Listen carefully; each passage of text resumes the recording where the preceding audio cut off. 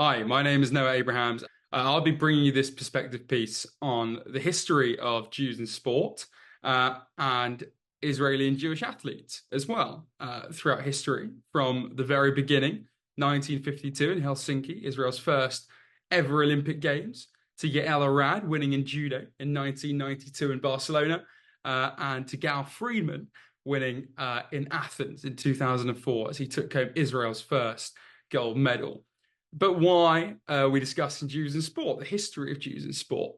Well, obviously, the Olympics is coming up, and that is a big deal for Israel. They enter another Olympiad after a very successful Tokyo Games. Linoy Ashram winning gold in Tokyo was a highlight, along with other Jewish and Israeli athletes as well. It's a big deal, Israel going to the Olympics. Israeli sport, Jewish sport, is a big deal. There are stereotypes. People around the world think that Jews simply cannot compete in sport. And do they have a point? Now, I don't think so. Our experts don't think so, but several do. And if you want to name Jewish Premier League footballers, then it's hard. Off the top of my head, I can think of Ronnie Rosenthal and Yossi Benayoun. Avram Grant was a Chelsea and West Ham manager, but there aren't many. Likewise, in swimming, Mark Spitz, 7 gold medals won in 1972. But it's tough. It's not easy. It's a conversation that we've been having for generations.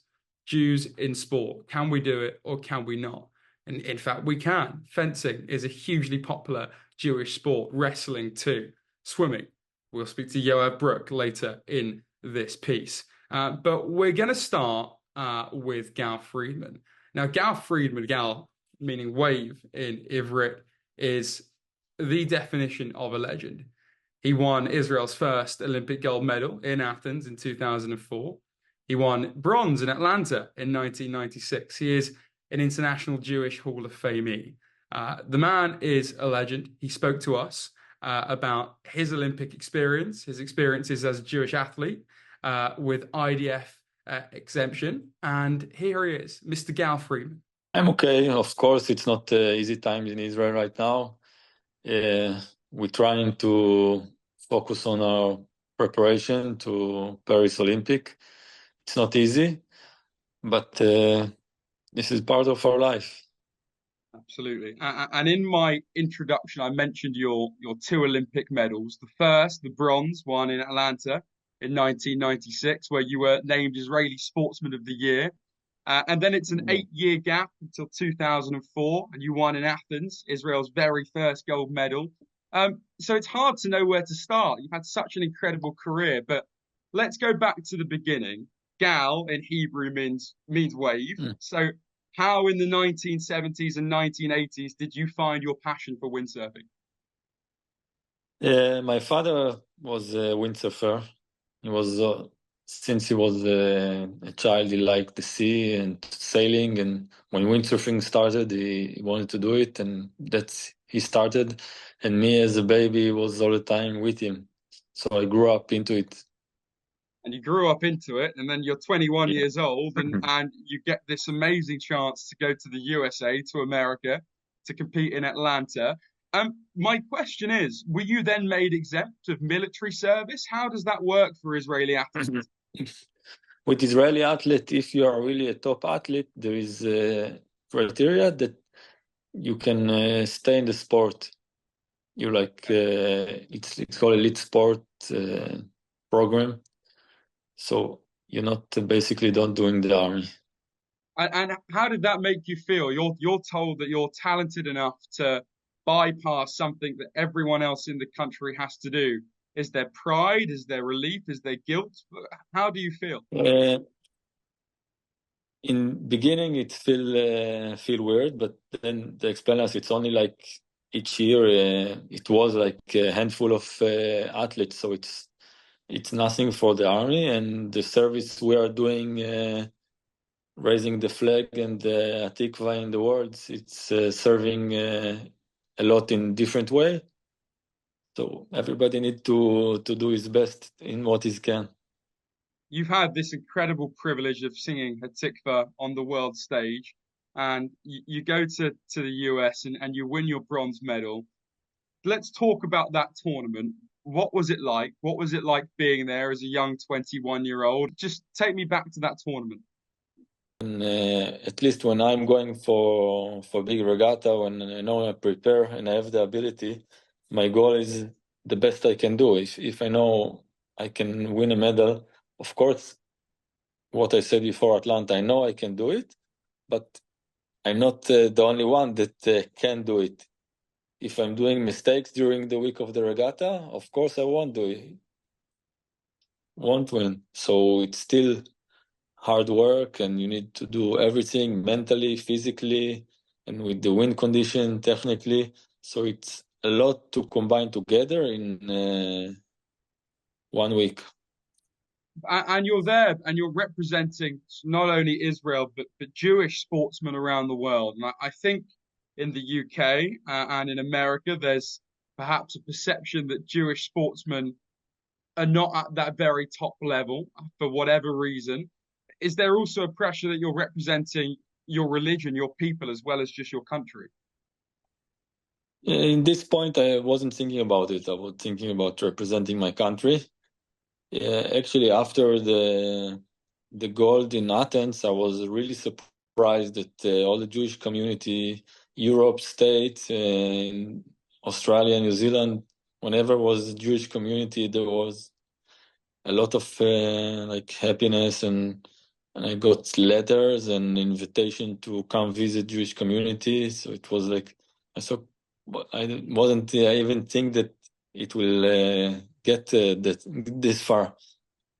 And you have to almost go from Olympian and sportsman to role model. You have to put on the hat of that people are now looking up to you and people admire you. Is it a strange feeling?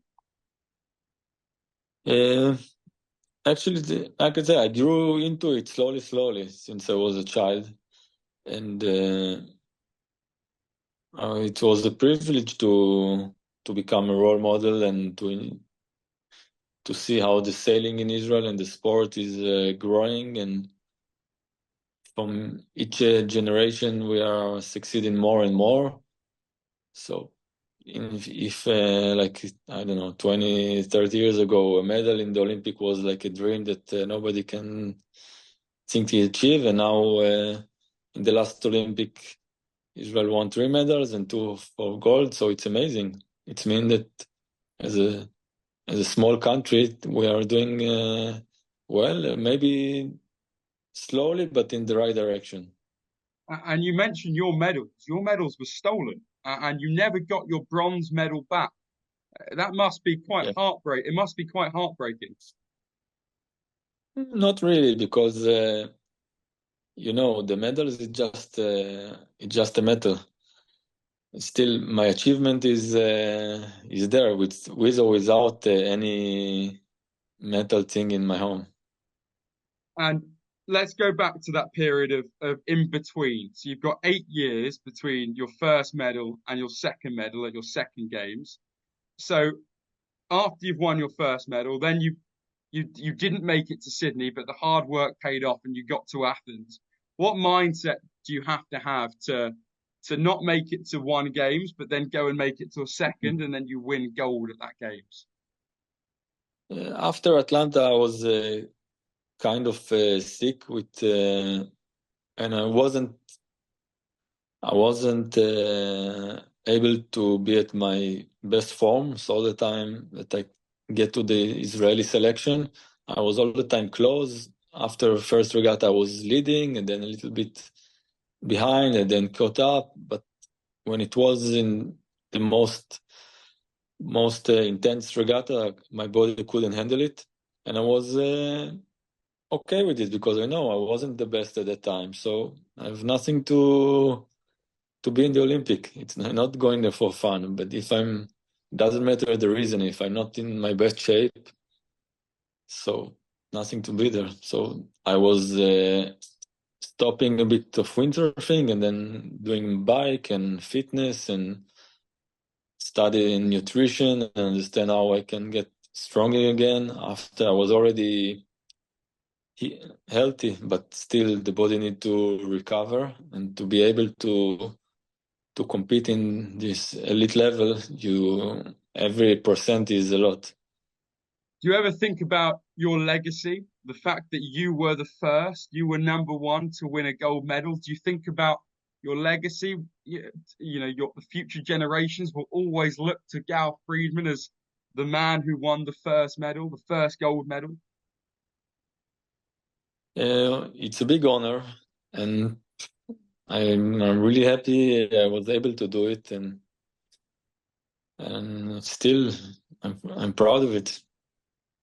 And you dedicated your medal to the 1972 Munich Olympics, where 11 Israeli athletes were murdered. In the world we live in today, I suppose the two events can sort of resonate with one another. How concerned are you now as this current Olympic team prepare to go to Paris and to go to France, which is a country where there has been a lot of anti-Semitism? Is it a concerning time now for Israeli athletes? There is concern all over the world, but for everyone. But I'm sure that we are having really good security, and we are focusing on the sport side, and I'm sure they're not taking it easily, and they know this it's not the safest place, and they will do everything they can to keep us safe. And like you said, with your experience when you're representing Israel and what Israel means to the world, like in Eurovision with Eden and how much power she has to put Israel's name across the world to the whole globe. There is that responsibility we spoke about, isn't there? Even on young shoulders, they have a lot of pressure representing Israel, especially this year. Yes, I think it's in not like you said, Eurovision, all sport and everything in the culture. Everybody feel more obligated to perform well, to represent the best he can, and honorable, and everything that you can think of. We have a And lot of responsibility to represent our country. absolutely. And you've represented your country at the highest level. And now you're a cyclist. Now we find you on your bike instead of out on the waves. What's next for Gal Fridman? How are you doing? What are you up to these days? Yeah, I'm not so much into cycling lately. It's consuming a lot of time, but it's of course it's still a hobby. I'm not competing in bike anymore. I'm going to the sea for fun, not competing, of course, but just trying to keep fit. Doesn't matter if it's gym, running, biking, surfing, whatever. Just enjoying the sport, not in competing anymore. Enjoying life in the sunshine, and you're a coach as Yeah. well now. What's it like wearing that coach's hat, being the voice to the next generations? Do you enjoy coaching? Yes, I enjoy coaching. I really, really hope we succeed in all the races and everything. And it's even bigger responsibility. And how are our Olympic team, Israel's Olympic team, looking? Are they confident? Are they excited? You spend a lot of time around them. What's the Yeah, general mood going to Paris? I think we have a really, really big team and really quality team as well. So a lot more individual in different sports that create really, really big team. And And so I'm people. sure that they will get home with some medals. So there was Gal Fridman, a man who is no stranger to an Olympic Games. What a feeling it must have been to have brought home Israel's first ever Olympic gold medal, to have written his name in history. And he worked exceptionally hard for that. And he still does. He still windsurfs, he cycles, a very energetic and athletic man, Jewish man, and one who will go down in history, very much like our next contributor. Our next contributor is Yoav Bruck. Now, Yoav competed in three Olympic Games: 1992 in Barcelona, 1996 in Atlanta, and in 2000, Yoav went to Sydney. So he knows a thing or two about the Olympics, and this is a really interesting chat. We spoke about genetics, gene pools. Are Jews really genetically inferior when it comes to sport? Yoav doesn't think so. He's got a very interesting tale. It's a brilliant chat. He's a brilliant guy, as was Gal. We love Yoav too. Here he is, Mr. Yoav Bruck. Yeah, thank you. Thank you for having me. An absolute pleasure. I'm glad all's well in New York, but we're living through sort of unsettling times. You represented your country, and I suppose you're still a representative of Israel. How are you feeling in the current climate we're in right now? The tough question to answer. It is indeed trying times. Through my business, I do travel into Israel and outside of Israel. We've had an amazing year until October 7th. We're now struggling to try and figure out what the future holds. I'm here in New York, and you see the hate, you see the controversy around Israel, you see the ignorance, and it's tough to watch. Very, very tough to watch. I think yesterday was the saddest Independence Day in Israel's history, and that's telling. It is deeply upsetting to witness so much pain and to see events unfold as they have done. In a way, though, there have always been these undertones of hate, haven't there? I don't know that hate is the word for what I felt throughout my career. My first Olympics was Barcelona '92. I was a 20-year-old going to school here in the US. I'm an Auburn Tiger. I went to Auburn University in Alabama. Never experienced any sort of hate. Contrary, people were very supportive. Then my next Olympics was Atlanta '96. It was the backyard of Auburn, Alabama. I had a lot of friends come and support. And then Sydney 2000, my last one. So fortunately or unfortunately, have not experienced that much hate. The feeling today is a lot different. But no, I had a nice ride. Was very proud to represent Israel. I think back at the time, Israel has represented, at least in the global kind of perspective of young people, it represented different things than it does today. And I sure hope we'll be able to get back to the good old days where we were admired. And yeah, there's always been haters and there's always been anti-Semitism, but I've always felt like the levels were not as high as what we do today. And I'm hopeful that we're strong enough to go back and be better than we are. You speak about the good old days. You competed in three Olympic Games, which in itself is an incredible achievement. Barcelona 1992, Atlanta in 1996, and Sydney in 2000. But let's go back to 1992, because not only was it your first time at the Olympics, but Yael Arad, after 2,000 years of waiting in the Olympics, won Israel's first medal in judo. What are your memories of that tournament? What was it like watching a colleague, a teammate of yours in Team Israel win a medal? Talk to me about Barcelona 1992. Yeah, so it was very exciting. Yael won the first ever medal. It was a silver in judo. And the day after, Oren Smadja won our first ever male medal. Again, in judo, he won the bronze. Unprecedented, like I've said. We were very excited. The whole country were just going berserk. And there was a feeling of like everything was new, everything was exciting.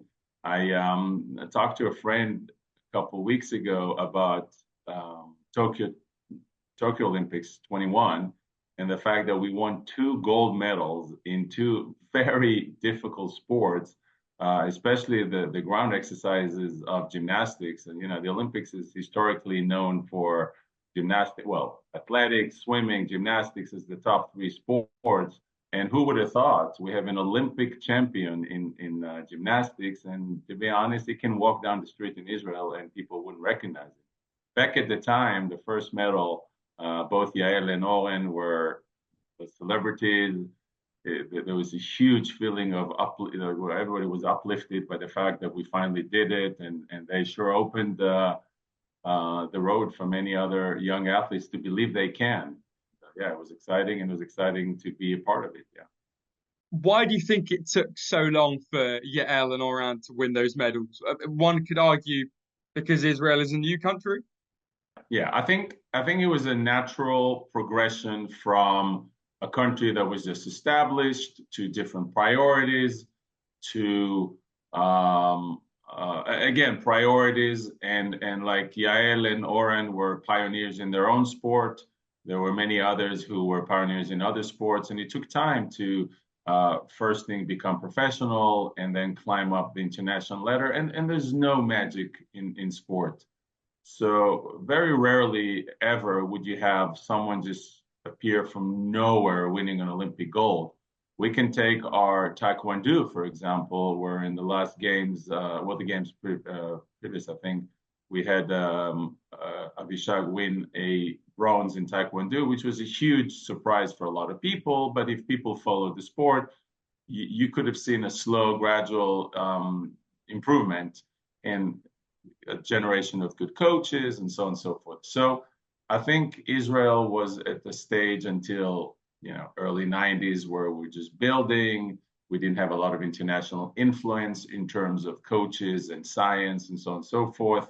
I remember when I was a kid, they started to bring international advisors. Some of them were good, some of them were not so good, but it's a gradual process that takes place. I remember when I was involved in helping bring David Marsh as an advisor to Israel Swimming. He's one of the greatest coaches in the history of the sport of swimming, and he had a press conference the first day he came to Israel, and he was like, "Sure, my goal is to bring a medal." And everybody looked at him in like complete and utter surprise, like, "Really? Did you think we can bring a medal in swimming?" I was like, "Sure.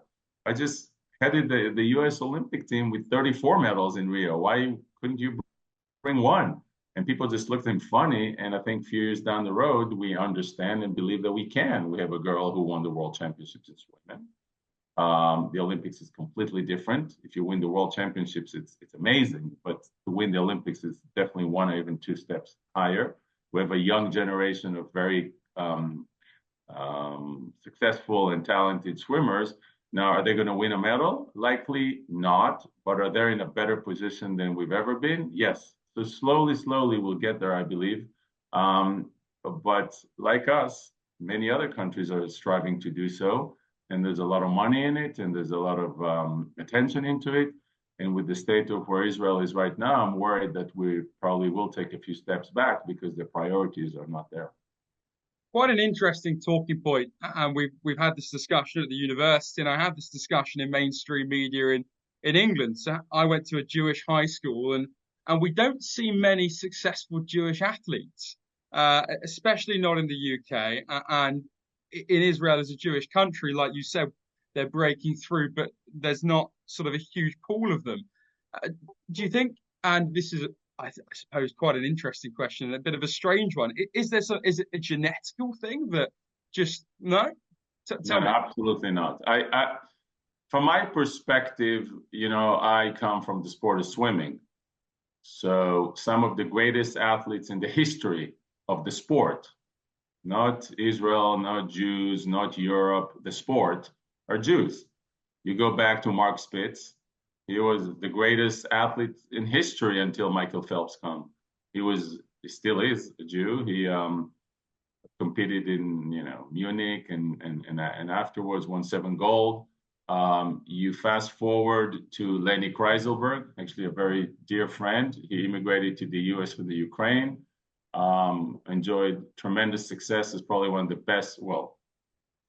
best backstrokers in the history of the sport, winning 4 gold, leading the stroke for about 8 years. Nobody got close to him. World records, you name it. Then you have Gareth Weber-Gale and Jason Lezak, both on the probably best race in the history of the sport of swimming. I would argue one of the best races in history in any other sport, helping Michael Phelps win his gold in Beijing 2008. Jason anchoring the relay with the best time in history. So that's a great example. You have Anthony Erwing, who's a two-time Olympic champion, all from this generation. I know them all personally. So for me, it comes very, very natural. It's just that we're small people. There's X amount of Jews around the world, and then you start digging into the real details of Jewish communities here and there. So the people I've mentioned, most of them grew up in California, which is the capital of swimming in the US for many years. They got best conditions. So just like any other athlete, no matter his religion or background, statistically, you put enough kids in the water, some of them will be great, right? So that's my view on it. I would argue that there's certain sports we could be better than others. And I think Israel is a very, very small country, has already prove that we're pretty versatile. You look at the amount of European worlds, so on and so forth, medals we've accumulated in the past Olympic round. We're doing pretty well. Is this going to translate into an Olympic medal? Well, we're going to have to wait and see. And I don't think an Olympic medal is the only parameter we should look at. Definitely, once you start winning medals, you expect to get more. But we have really good surfers and sailors, sure, because we have the conditions in Israel. We have some amazing marathon runners, and we're very lucky to have, other than Israeli-born athletes, a couple people who immigrated from different countries, but also people who's Ethiopian, whose parents immigrated, but they grew up in Israel and they're just very good at that sport. You fast forward and you look at different sports, anywhere from artistic gymnastics to rhythmic gymnastics. Those are sports that require extreme hard work, dedication, professionality.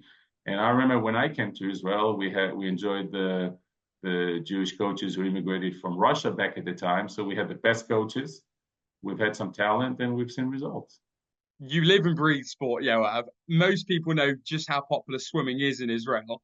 Why is it such a popular sport, and what's your day-to-day involvement in it? Well, I own a large global sporting events, music events, and some other things along those lines.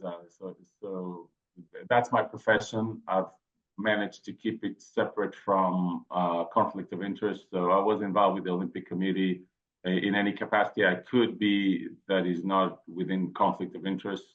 So we used to be their sponsor for many, many years. So I try to do a bit more behind the scenes, helping Israel Swimming in terms of bringing David Marsh. He was inducted to the International Swimming Hall of Fame last year. One of the greatest coaches in history. We're lucky to have the Blavatnik family sponsor that, and David come over. I hope we'll be smart enough to find a way to keep him on. There's a lot of turmoil in Israel Swimming right now. I'm not going to get into it, but the same way our political system is broken, our sports politics is a bit broken, and there's some bad people who got involved and dragging the sport down. But to the best of my ability, if I can help, if young athletes call me about schools in America, I help them with information and contacts. And it's important for me. I grew up in this sport, got to it very randomly. And like you said, it's a popular sport in Israel, but I believe it could be 10 times more popular. We have the weather, we have facilities, but we need to have more. We need to have better coaches. And I think overall sport is a great solution to good society.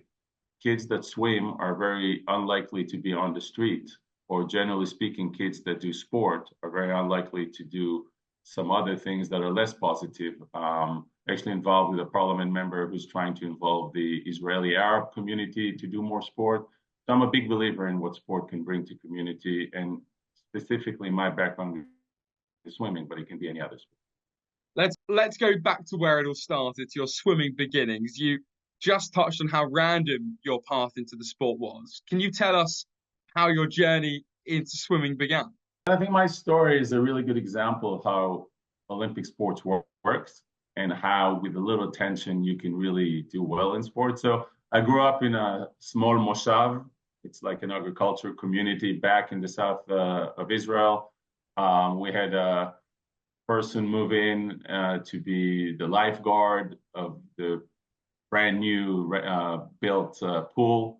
I started to hang out there. He called my parents and he said, this kid is pretty talented, but he's also ADD or whatever he said back at the time, and he's here all day long. I have a friend in a kibbutz next by who was a coach. Maybe you want him to see the kid. Long story, I started driving to a different kibbutz. My mom has dedicated basically those years to me, even though I have three other brothers and sisters, to just drive me over. I started at the age of 9. When I was 12, I think. Yeah, 12, I broke first national age group records, and it kind of, it was obvious to me that that's what I want to do, and I want to be the best I can. I don't think you can teach that. I think it comes from within. It doesn't matter if parents push and encourage. It came from me. There's no one could have stopped me. And the worst punishment my parents could have even think about is tell me that I'm not going to practice. And if they did once or twice, I'll jump out of the window and find a way to get there. So that's how I started. I had a very severe case of jaundice, whatever it's called, when I was 16. Just happened to learn a lot of time afterwards that I have this condition. They thought I'm not getting well, but I did. I just had this condition. So he kept me out of the water for 6 months and really established the belief that that's what I want to do. And when something that you love is taken away from you, you really understand that the importance of it. So long story, I came back, and at the age of 17, I broke the first national record. Start writing to clubs, no internet back at the time. Clubs in America. I did my senior year of high school in a club in Las Vegas. David Marsh was the head coach of the club. The end of the year, he accepted the head coach position at Auburn University, his alma mater. He lied to all other coaches, told them they cannot recruit me because I need to go back to the Army. So to the best of my knowledge, I was the first Israeli to get his military service postponed. So at 18, I came back just to do boot camp, right back to the U.S. for 4 magnificent years at Auburn. I was a part of probably one of the fastest, if not the most improving team in the history of the sport. We're not even ranked to where my senior year we're 4th. After I've left, they were 3rd, 2nd, and then David won 7 national championships. It was a beautiful ride. Reinforced to me that if you want to be the best at what you do, you got to go to the place where people are the best at it and give it a shot. Luckily, I kept on improving year after year. Then when I came back home, the Russian immigration was already in Israel, and both Leonids came. They brought with them an amazing amount of knowledge, experience, and professionality. So I was right there enjoying both the American swimming program and then the Russian one. Both were the leading in the world. And I was right in the intersection, which was an amazing experience. I then went on to swim about 6 more years in Israel in Wingate Institute of Sport. When I came back, there was a whole new generation of very, very young, talented swimmers. So leaving Israel without even having anyone to train with, I come back and there's a bunch of young kids chasing me, and soon enough being even faster in their own strokes. But it was very, very my training environment. I think I've contributed a lot to them. For sure, they contributed to me, and it was a beautiful period. So at the age of 28, I've already started a business. I did an MBA in Tel Aviv University. And after Sydney, I knew it's the time to go. And lucky for me, I had a thing to do the day after swimming. So it was a pretty smooth transition. Well, Tel Aviv University graduate Yoav Bruck, you touched on your military service bit and you were made exempt. So what I asked Gal Fridman in our first episode was how that made him feel. Was there a sense of guilt? Was there a sense of relief? And it's a really tough question when everyone else has to do something and you've been made exempt. And what Gal said was that he felt that by being an Olympian and by representing his country in that way, he was serving the flag. He was raising the flag. Is that how you felt? What was it like being told that you don't have to go into the army or into the military? You're going to serve your country in a different way. Well, you're touching on a very sore subject, because if you look at Israel politics nowadays, one of the, among so many other things, but one of the most painful points for me personally as an Israeli is the heretics not going to the army. I don't understand the audacity. I think they're breaking our society from within. I think it's a sin. It's against what the Torah said. I really, really feel that this is one of the top things on the list.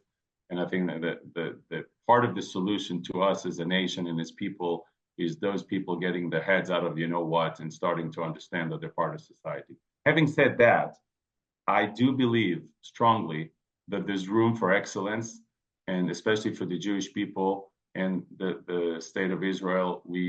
It's probably more important for us than any other nation to be excellent in what we do and represent.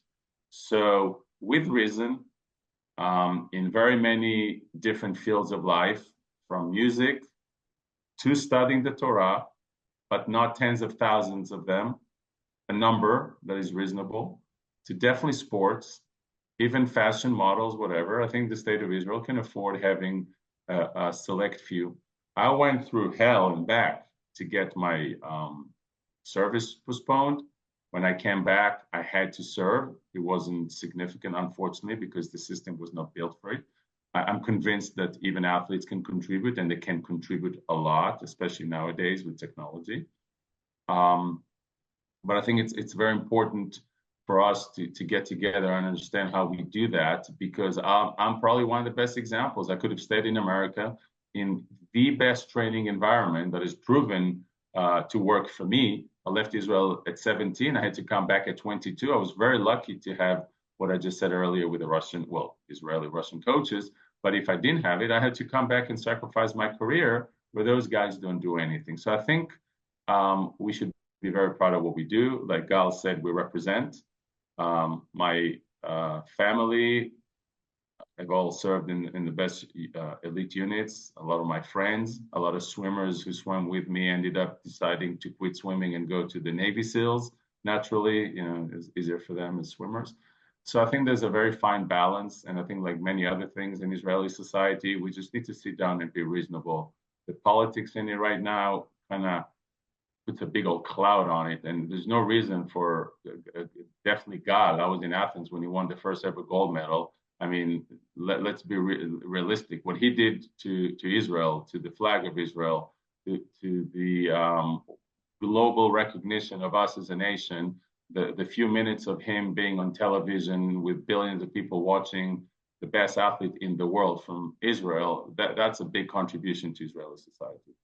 So yeah, we have that issue. I think serving in the army is very important. I would encourage the Arab community to do volunteer service if they can go to the army. I think it's important in the development of youth and so on and so forth, but so is sport. So I feel very good about it. On a wider basis, and we'll keep this conversation a short one, but how strongly do you believe that the military service really does help one's mental and physical health? Do you think that mandatory conscription should be implemented worldwide?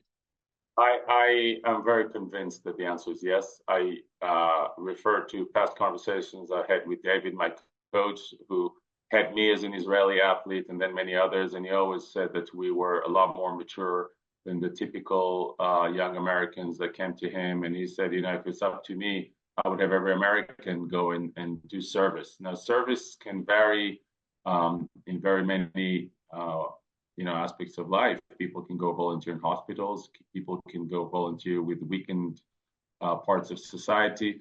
I think you get as much as you give. My nephews have all gone to 1 year of volunteer work before the army. So you see, even Israelis that do have to go for 2 or 3 years, men or women, choose to do 1 more year, and you talk to them at the end of that year, they'll tell you that they got probably more than what they gave. So I definitely think that society as a whole can benefit, and the individual as well.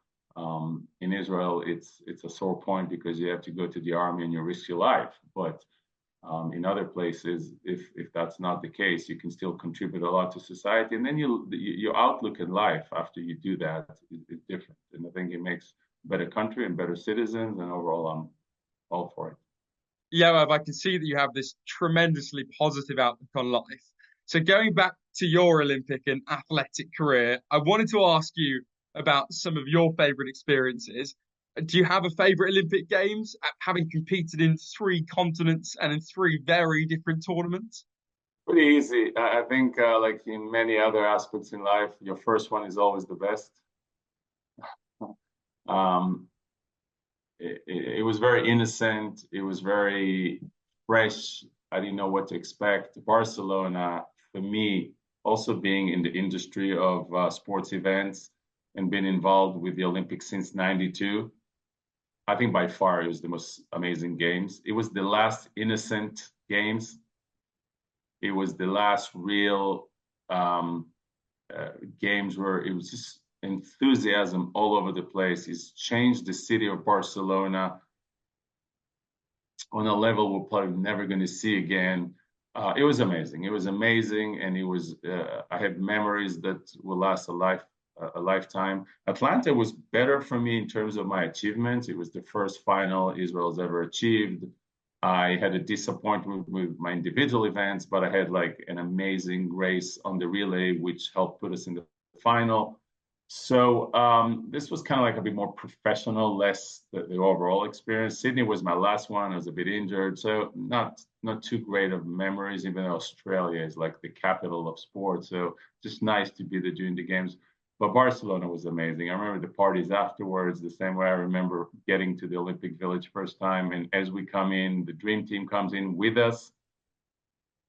So the Michael Jordans, Larry Birds, Charles Barkley, who went to Auburn, and for me as an Auburn Tiger, to stand there and talk to him as I'm checking in, and all those big old names as you just get off the plane. So this was the beginning of it, and just kept on getting better and better. So yeah, Barcelona by far.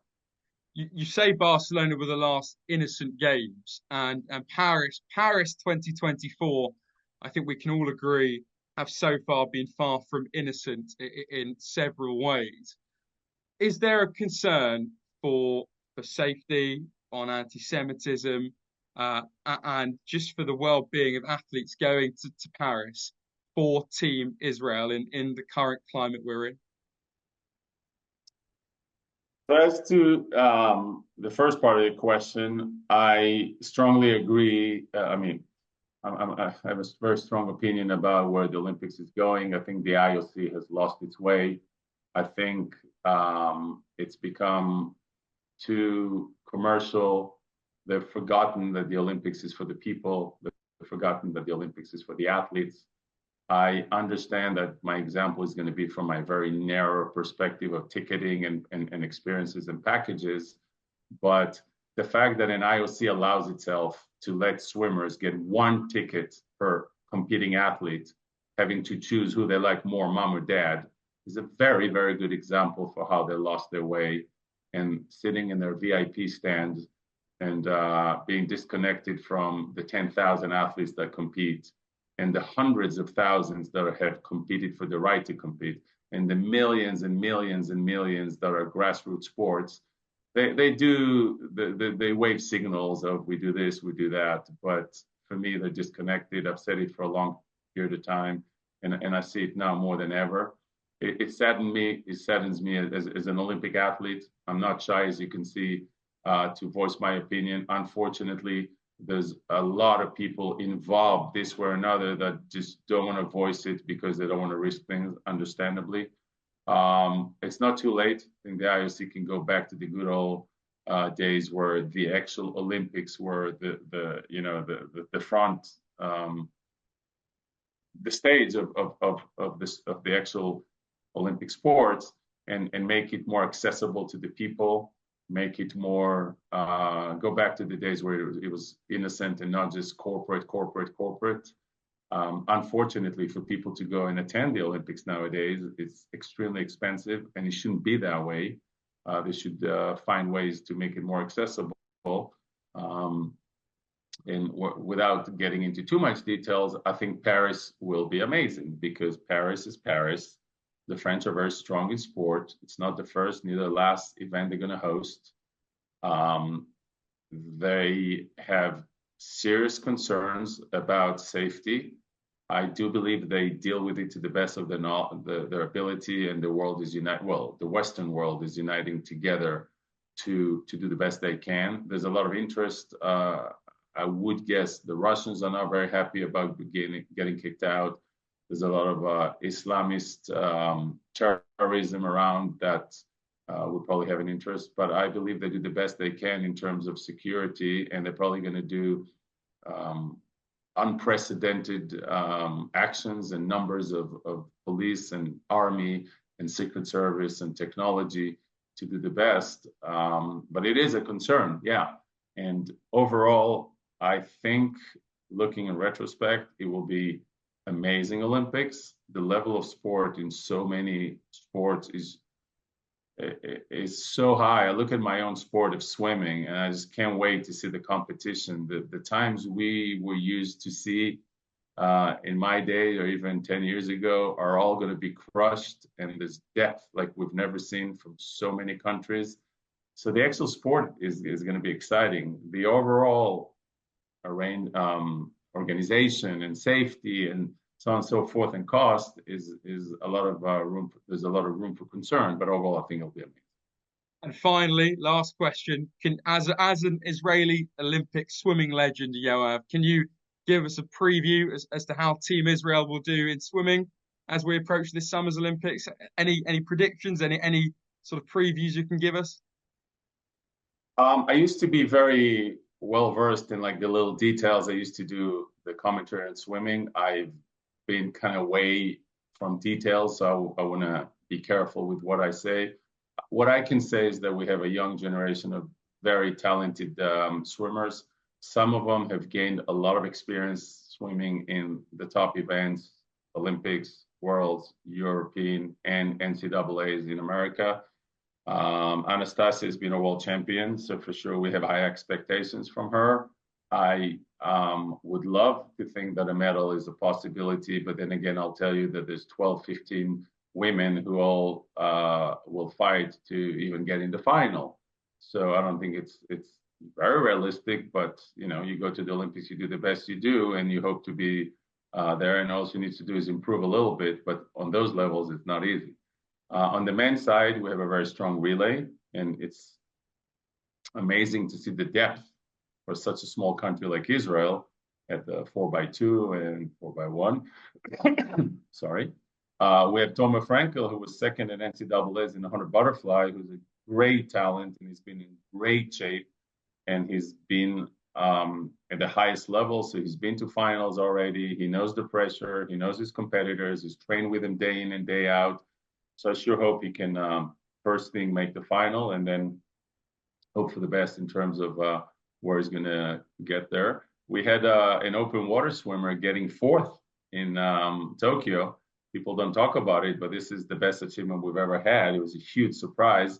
Unfortunately, he's not going to compete again, but we've proven to ourselves that we did another small step forward. So the next improvement is a medal in terms of being the best Israeli swimmer ever. So I sure hope this will happen sometime soon. The chances of it happening in Paris are not very big, but there's always chances.